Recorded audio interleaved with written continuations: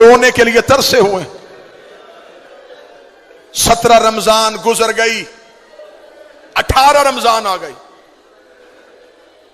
روزہ اس بیٹی کے گھر افطار کیا جو لاڈلی تھی، جناب کلثوم صلوات اللہ علیہا. ان کے گھر علی کا آخری افطار. بیٹی نے باپ کی محبت میں دسترخوان بھرا ہوا تھا. علی کی آواز آئی، کلثوم تجھے خبر ہے تیرا بابا کبھی دسترخوان میں اتنی نعمتیں رکھ کے روزہ افطار نہیں کرتا. نمک، پانی، ایک روایت کھجور اور پانی. روزہ افطار ہوا.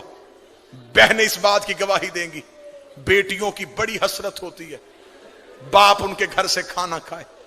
بی بی رو کہتی بابا بڑی محنت سے سب کچھ بنایا تھا، بابا تو نے بیٹی کے گھر سے کچھ بھی نہیں کھایا. بابا ایک منت مان، میں نے بڑی محنت سے شربت بنایا ہے، بابا ایک گھونٹ شربت تو پی لے. علی نے رو کے کلثوم کے سر پہ ہاتھ رکھا، رکھے گا وہ سنبھال کے رکھ لے، میرا کوئی مہمان آ رہا ہے. بیٹی کو کیا خبر تھی کہ یہی شربت بابے کے قاتل کو پلانا پڑ.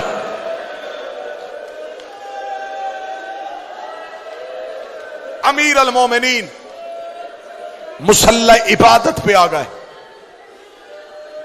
آدھی رات تک علی مناجات الہیہ میں مصروف رہے. اس دن علی کی مصلی پہ اللہ سے گفتگو کرنے کی طریقہ اور گفتگو کا انداز بدلا ہوا تھا. علی کی اولاد ایک حجرے میں اکٹھی ہو گئی. بی بی عالیہ رو کے کہتی ہے حسین میں نے خواب دیکھا ہے، کعبے کے غلاف کو آگ لگی ہوئی ہے. حسین رو کے کہتے میں نے خواب دیکھا ہے میری ماں کے سر سے چادر اتری ہوئی. اللہ کوفے میں خیر کرے. باہر والے دروازے پہ دستک ہو گئے. جناب عباس دروازے کی جانب چلے. علی کی آواز آئی عباس رک. یہ روایت اگر برداشت کر لو گے تو اسی پہ بڑا ماتم. عباس رک. عباس وہیں پہ رک گئے. امیر المومنین جھکے ہوئے چہرے کے ساتھ دروازے کی طرف گئے. آدھی رات بالکل ضربت والی صبح ہونے والی ہے. یہ روایت ہے 1819 کی درمیانی رات. تھوڑی دیر بعد علی مسجد میں جانے والے. آدھی رات علی نے گھر کا دروازہ کھولا. 4 گھوڑے سوار امیر المومنین کے دروازے پہ کھڑے تھے. چاروں کے چہرے پہ نقاب تھے. علی نے کہا من انتم، کون ہو تم؟ چاروں گھوڑوں سے اترے. علی کے پاؤں پہ ہاتھ رکھے. پہلے کی آواز مولا میں حذیفہ یمانی ہوں. دوسرے کی آواز آئی یا امیر المومنین میں ابراہیم ابن مالک اشتر ہوں. تیسرے کی آواز آئی وارث محمد میں اسود بن نباتہ ہوں. چوتھے کی آواز آئی ابو الحسن میں عبداللہ ابن عفیف ہوں. علی کی آواز آئی چاروں میرے نوکر آدھی رات کو میرے دروازے پہ کیوں آئے ہو؟ مومن کے دل میں قبر حسین ہوتی ہے. ذاکر کا کام ہوتا صرف جملہ پڑھنا. حذیفہ یمانی رو کے کہتا یا علی جب سے یہ 40 ہجری کا رمضان آیا ہے ہمیں تیری تقریروں سے ڈر لگ رہا. یا علی آپ سے ایک بندے نے پوچھا تھا کہ آپ نے داڑھی خضاب کیوں نہیں کی؟ آپ نے کہا تھا ان قریب یہ لہو سے خضاب ہونے والی. یا علی آپ نے ایک دن ایک صحابی سے پوچھا تھا کہ آج رمضان کی کیا تاریخ ہے؟ اس نے کہا تھا 16. آپ نے کہا زیادہ گزر گئے تھوڑے رہ گئے. یا علی ہم نے کوفے میں ایک شخص کو زہر خریدتے ہوئے دیکھا ہے. یا علی کوفے کے حالات بہتر نہیں ہیں، تیری تقریروں کا انداز بدل گیا ہے. یا علی ہمیں بڑا ڈر لگ رہا ہے. ہم چاروں نے مل کے قسمیں کھائی ہیں کہ ہم آپ کو تنہا نہیں چھوڑیں گے. آپ گھر ہوں گے ہم دروازے پہ پہرا دیں گے، آپ مسجد میں جائیں گے ہم دروازے پہ پہرا دیں گے. یا علی ہم آپ کو تنہا نہیں چھوڑیں گے. علی نے ہاتھ اٹھا کے کہا اللہ تمہیں جزائے خیر دے، تم نے اپنے وقت کے امام کا خیال رکھا، لیکن میں حکمن کہتا ہوں مجھے پہروں کی ضرورت نہیں. اگر پہرا دینا ہوتا میرا عباس جیسا بیٹا ہے، میرا حسن جیسا بیٹا ہے، जाओ अपने अपने घरों को वापस चले जाओ। हुज़ैफा यमानी कहता है अली के हुक्म के बाद हम पे खड़ा होना हराम हो गया था। हुज़ैफा कहता हम चारों घोड़े लेके अली की गली से रोते हुए निकले। हुज़ैफा यमानी कहता है जब मैं अली की गली का मोड़ मुड़ने लगा, मैंने आखिरी बार मुड़ के अली की तरफ देखा। अली हाथ हिला के कह रहे थे हुज़ैफा अल्लाह के हवाले, हुज़ैफा अल्लाह के हवाले, हुज़ैफा अल्लाह के हवाले। हुज़ैफा कहता मैं रोता रोता घर आ गया, मैंने अपने सर से अमामा उतारा, दीवार पे मारा, तलवार निकाली, रेत पे फेंकी, मैं एड़ियां रगड़ के रोना शुरू हुआ। मेरी बीवी करीब आके कहती है अली का सिपाही होके बच्चों की तरह क्यों रो रहा है? रो के अली के दरवाजे में पहरा देने गए थे, अली ने खाली वापस भेज दिया। कूफे के हालात बेहतर नहीं है, बेटियां बाबे की शाही देखने के लिए आई है। हुज़ैफा कहता मेरी सौजा कहती है अली को तेरे पहरे की क्या जरूरत है, वो फातेह खैबर है, उसकी तलवार से जमाना डरता है।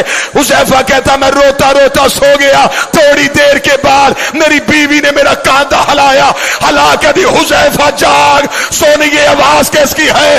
हुज़ैफा कहता मैं तड़प के उठा, आवाज आ रही कद कोतिला अमीर अल मोमिनीन, ज़ैनब का बाबा मारा गया, गाजी का बाबा मारा गया, अली को ज़रब लग गई, अली कूफे में कता।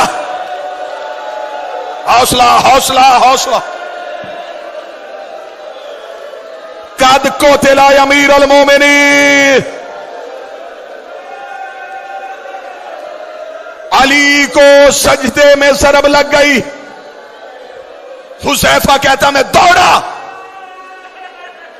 जो शहादती अली सुनने आए। अब मुझ पे सवाल करो कि अली के बेटे कहां थे? कूफे की जामिया मस्जिद में अली इमामत करवाते थे। कूफे की छोटी मस्जिदों में अली के बेटे नमाज पढ़ाते थे। कहीं से हसन भागा हुआ, कहीं से हुसैन दौड़ा, गाजी जहां से दौड़ रहा है वहां से दीवारें हिल रही। मस्जिद में सारे बेटे पहुंचे तो हालत क्या है? सैयद एक लम्हे के लिए बर्दाश्त करना, अली का सर ऐसे खुला था जैसे कारी के हाथों पे कुरान खुला है। हसन की आवाज आई बाबा आंखें खोल। मुश्किल रवायत पढ़ने लगा। अली के बेटे, हौसले के साथ सुनना, अमीर अल मोमिनीन के बेटे मस्जिद में आ चुके थे। मलाउन इब्ने मुलजम गिरफ्तार हो गया। इस मलाउन को मस्जिद के सतून के साथ अली के नौकरों रस्सियों से बांध दिया। कभी अली का कोई बेटा इसकी तरफ दौड़ता, हुसैन आगे आ जाते, कभी हसन आगे आते। गाजी खून आया हुआ है आंखों में। अब्बास बार बार कभी कब्जा तलवार पे हाथ, कभी इस मलाउन का चेहरा। अब्बास अपने होंठों से कह रहे हो तूने मेरी आकाज़ादी के सर के बाल खुलाए, और तूने परदेश में रुला दी अली की बेटियां। बार बार हुसैन अब्बास के सीने पे हाथ रख के कह रहा था अब्बास चुप, अब्बास सबर। जब अली ने देखा कि अब्बास रोक नहीं रहा, अली की आवाज आई अब्बास जल्दी जा, कलसूम से कह मेरा शरबत दे। अब्बास घर की जानब दौड़ा, जिन मातमियों ने गलियों में रोना है, इधर अब्बास हाथों में शरबत लेके आया। अली की आवाज आई अब्बास अपने हाथों से मेरे कातल को शरबत पिला। अब्बास का सर दीवार पे लगा, रोकेगा दुआ कर, तेरे गाजी को मौत आज। हौसला हौसला हौसला। बाबा मैं तेरे कातल को शरबत पिलाऊं? आवाज आई अब्बास तुझे तैयार कर रहा हूं, आज मेरे कातल को शरबत पिला। कल हुसैन के कहने पे ज़ैनब का खेमा हटाना। अब्बास तूने बड़े सब्र करने हैं, अब्बास तूने बड़े हौसले दिखाने।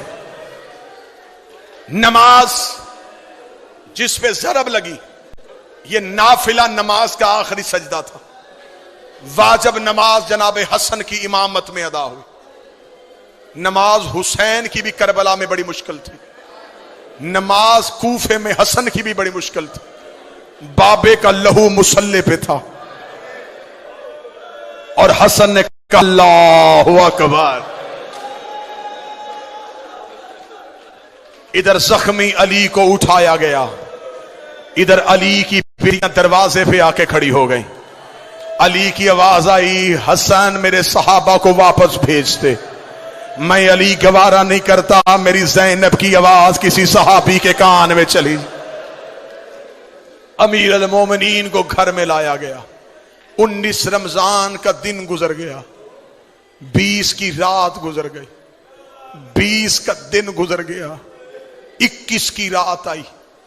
پوری ذمہ داری کے ساتھ پڑھنے لگا. 2 راتیں علی کی بڑی بیٹی عالیہ حجرے کا پردہ ہٹا کے چھپ چھپ کے بابے کو دیکھتی رہے. بالکل آخری جملے پڑھنے لگا ہوں، اس کے آگے نہیں پڑھوں گا. 21 رمضان کی رات بی بی نے حسن کو اپنے حجرے میں بلایا.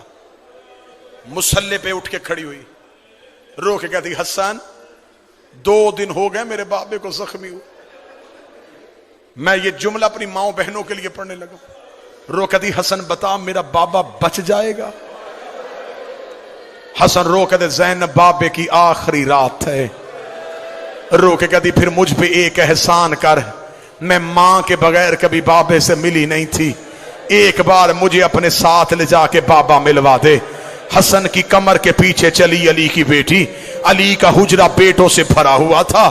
حسن کی آواز آئی بابا تجھے زینب ملنے کے لیے آئی ہے. علی بسم اللہ کہہ کے اٹھ کے بیٹھے. علی کی آواز آئی میرا ہر بیٹا میرے حجرے سے چلا جائے، آج میری بیٹی مجھے ملنے کے لیے آئی ہے. علی کی بیٹے حجرے سے نکلنے شروع ہوئے، زینب کا بدن کانپنا شروع ہوا. ادھر سے حسین زینب کے قریب سے گزرے. بی بی نے اب حسین کی ابا میں ہاتھ ڈالا، رو کے کہتی تو رک جا، تو میرے حصے کا بھائی ہے، تیرے بغیر تو میں کربلا بھی نہیں جا سکتی. علی کی آواز آئی حسین تو بھی چلا جا. اب اکیلی بیٹی رہ گئی اور ایک زخمی باپ رہ گیا. بی بی رو کری بابا میں زندگی میں تجھ سے کبھی بولی نہیں تھی، بابا تیری آخری رات ہے. علی کی آواز آئی زینب میرے سرہانے بیٹھ کے مجھے قرآن سنا. علی کی بیٹی نے قرآن پڑھنا شروع کیا. علی نے رونا شروع کیا. رو کری بابا تو کیوں رو رہا ہے؟ رو کر بس تیرا لہجہ سننا تھا، اب مجھے پتا چل گیا تو شام کے بازاروں میں خطبے پڑھ لے گی. ادھر علی کی آنکھیں بند ہونی شروع ہوئی. زینب رو کری بابا جلدی نہ کر، میں نے تیرے کہنے پہ قرآن سنایا، ایک بار آنکھیں کھول، مجھے بتا رسیاں کیسے پہنتے ہیں، مجھے بتا بازاروں میں کیسے چلتے ہیں، مجھے بتا شرابی سے کیسے بولتے ہیں، مجھے بتا پتھر کیسے کھاتے ہیں. آواز آئی قالوا انا للہ و انا الیہ